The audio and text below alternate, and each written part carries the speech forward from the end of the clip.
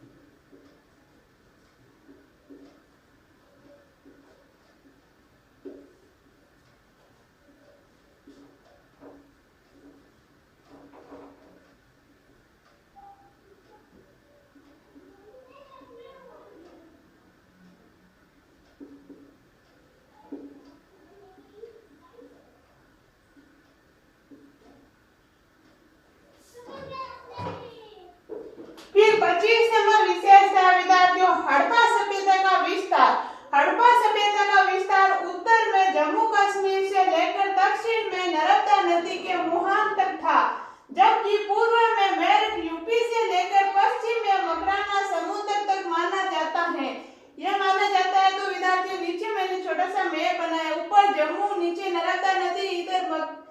मकरान समुद्र इधर मेरठ, बीच में सिंध प्लस पंजाब केंद्र बिंदु है, ये केंद्र बिंदु है। तो ये 25 नंबर विशेषता कि आप स्क्रीनशॉट लो फिर आगे बढ़ रहे हैं। मैं बोल रही हूँ हड़प्पा सभ्यता का विस्तार उत्तर में जम्मू कश्मीर से लेकर दक्षिण में नर्मदा नदी के मुहान तक था, जबकि पूर्व में मेरठ यूपी से लेकर पश्चिम में मकरान समुद्र तक माना जाता है। इसके स्क्रीनशॉट लो फिर आगे चल रहे हैं।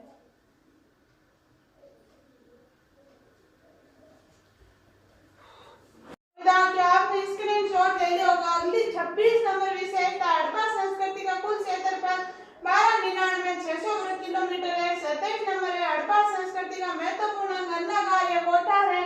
28 नंबर है सिंधु घाटी सभ्यता में अस्त्र शस्त्र का अभाव था, यानी सिंधु घाटी सभ्यता में अस्त्र शस्त्र का अभाव था।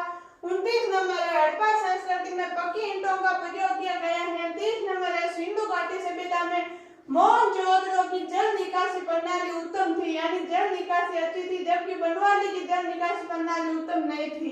तो विद्यार्थियों आज के लिए इतना ही, बाकी पढ़ेंगे हम अगली क्लास में। जब तक के लिए आप स्वस्थ रहो, मस्त रहो, पढ़ते रहो। धन्यवाद।